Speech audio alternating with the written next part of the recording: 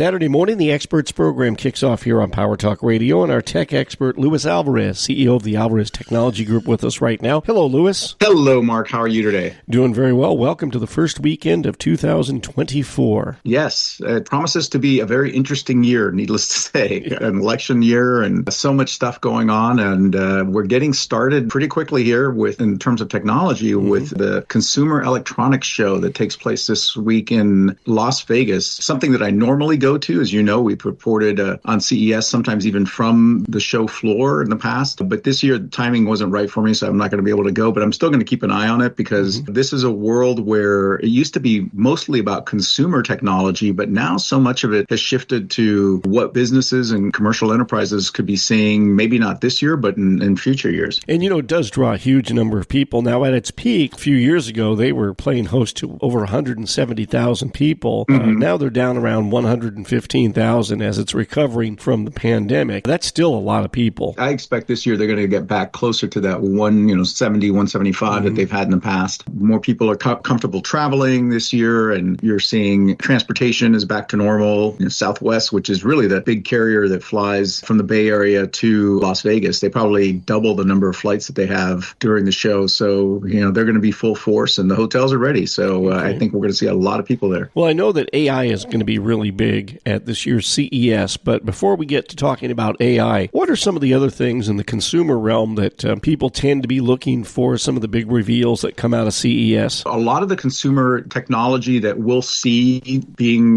brought into the marketplace will preview at CES. So companies like Samsung, LG, they'll be talking about their bigger and better and more powerful and cheaper, in many cases, TVs and LCD screens and QLEDs and all that sort of stuff. So I'm really interested to see what sort of new developments there are in that audio-visual space, because it's something that is a place for them to showcase that kind of technology. Of course, there'll be new technology around health and wellness. I remember back in the day when the only vendor of note that was at CES was Fitbit, talking about health and wellness, and now there's like an entire hall devoted to those type of technologies. So I'm kind of interested to see where we're going in that. And then a lot of companies that have been playing in the AR, VR, or artificial reality, virtual reality space are swinging again for the fences. They're bringing out new technology. Meta just released a new headset that is kind of like Google Glass was, if you remember those glasses that Google developed and then killed that project. Something similar like that is coming out. So there'll be some new things in AR, VR that I'll be interested in looking for. What about telephones? Anything new coming from Apple or the Android? Yeah, actually, I'm glad you mentioned it. Samsung is previewing their next generation phone, which is the S24 series, and they claim that they're building in AI into the actual phone. So the ability to do generative AI queries like you would do with ChatGPT, but do it on the phone and do it even when you're offline. So the technology is going to be embedded in the hardware and software on the phone, and it'll use, when it's connected to the internet, when it has that capability, it'll expand its capabilities. But even if you're disconnected, you'll still be able to use it in some fashion. So it'll be interesting to see what that looks like. And I think that's a precursor of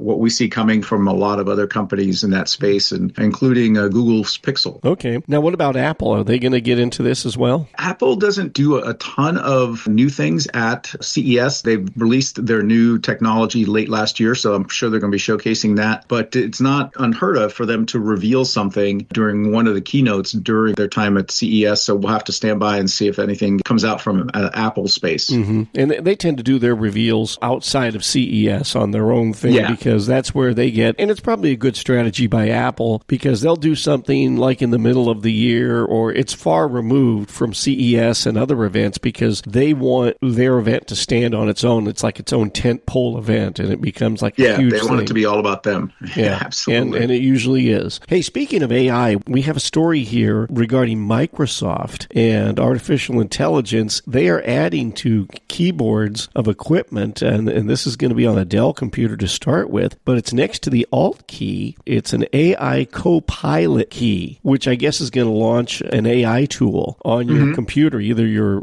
I guess if you have a desktop computer, right? It's going to, or maybe it'd be on a Dell laptop at some point. But how exactly is this going to work? What is launching this AI chatbot supposed to do? Well, it'll be the first new key on a keyboard in like 30 years. first off. I mean, the keyboards have been pretty standard for the last 3 decades. So this will be a new addition. And really it speaks to the power of the Windows operating system and the Copilot that's now embedded in Windows 11, which is the latest generation of the operating system. And in future operating systems, it'll continue to be there. And what it'll do is it'll let you quickly call up Copilot rather than having to find the icon on the screen and click on it. This is kind of a shortcut key that'll bring up Copilot so that when you do your searches or your queries, you don't have to fumble around to find it. And so anybody that's producing Windows-based systems, including, Dell, Lenovo, HP, they're going to be putting that key on their laptop keyboards as well as their desktop keyboards. And I'm sure third-party keyboard manufacturers like Logitech will be embedding that key there as well. So we're going to have to learn to retype a little bit because there's a new key that might interfere with the way we normally type. Right. Although where they've put it is down, well, like I say, it's just to the right of the Alt key, which is just to the left or to the right of the space bar. So it's not where you normally, for those of us who learn to type in typing class, where you rest your left 4 fingers on your left hand or ASDF and then JKL. Oh man, you're taking me back to typing school. Yeah, exactly. So, I mean, it doesn't bother me that much, but I can see if you didn't learn that, it might be a little bit disconcerting. Okay, so those are some of the new technology things coming along, and before we wrap things up here, it's the last weekend of regular season NFL play. Are your beloved Dolphins set to make the playoffs? They're in the playoffs. They managed to do that a couple weeks ago. Now that they'll be fighting for the AFC East title against Buffalo that's coming into Miami, and that's going to be a big game. If Buffalo wins, they'll be the AFC East champ, and then Miami's the wild card. If Miami wins, it's the other way around. So